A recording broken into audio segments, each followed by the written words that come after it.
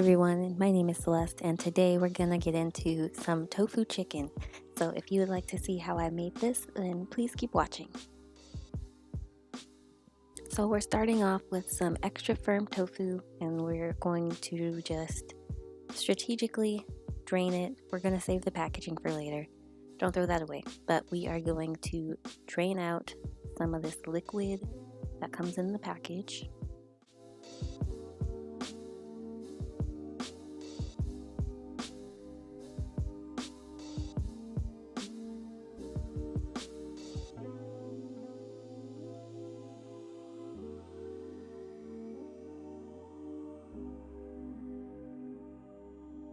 We're gonna just put it on this paper towel if we can get it together, and we're going to press it out even more to get even more liquid out, and we're gonna put it in between two paper towels to do so. And I'm using this heavy glass pan and also this marble mortar and pestle just to add some extra weight to it. And we come back to it a little later. I say about an hour later. This is what it's looking like. The paper towels are soaked through, and we're going to take this container again and I wiped it out just to get a little of the extra liquid out, and we're going to put the tofu back into this container, and we're going to put it into the freezer and freeze it overnight. So this is a meal that you have to prep the day before making it. It's not something you just make on a whim. It takes some prep time. So the next day, here is what it's looking like. It's completely frozen. And it's even a little darker in color than it was before. So don't freak out about that. And to help it along, I put it in some warm water. But here is what it's looking like, completely thawed out. It's very spongy. It held in a lot of liquid. So press that out as much as you can. Keep pressing it because it's a lot. And then we're going to again put it in between some paper towels and press it out with some weight on it, or about like so. I don't know why I use this rack, by the way. You can just put it on your countertop or whatever. That's what I did when I did this recipe again. I don't know why I use the rack, but I don't know. But also, I'm putting 2 glass pans in the mortar and pestle because I really, really wanted to press it out, get as much liquid as I could out of this block of tofu. A little while later, again, I say like an hour later, here is what we're looking like. It's much flatter than it was before, which I like. That's going to give you that flaky, meaty texture. And to press it out even more, I just use some more paper towels. There's a lot of paper towels. That's why I need like a tofu press or something, because it stresses me out that I'm using so many paper towels. But you just break these into chunks, or you break the block of tofu into some chunks, bite-sized chunks, whatever you're going for. These are the size that I'm going with.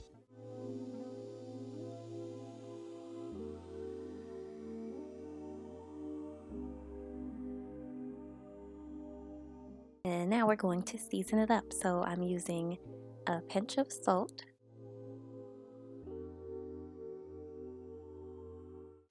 then we're going to use some Vegan Chickenless Seasoning that I got from Trader Joe's, a tablespoon of that. You can also use poultry seasoning, it does the same thing.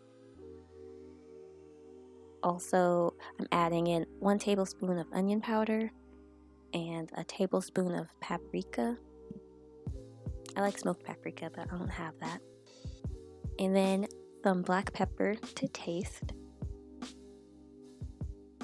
And it's looking a little dry right now. So we're going to be adding in some soy sauce, basically to rehydrate it a little bit and to also add more flavor and give it that savory umami flavoring. But you can also use coconut aminos if you don't like soy sauce. So we're going to just stir this up. It's still looking a little, so I am adding in more soy sauce, but I ended up using like 3 tablespoons altogether. So just be mindful of that. And the flavor, it came out very well. You know how tofu, like sometimes the flavor doesn't like soak in and it's kind of bland on the inside? I did not have that problem. Like it was good. Like the flavors were there. And so I'm just taking some parchment paper and I'm going to put about a tablespoon of oil on the parchment paper. I'm baking this instead of frying it, trying to be slightly more mindful and health conscious.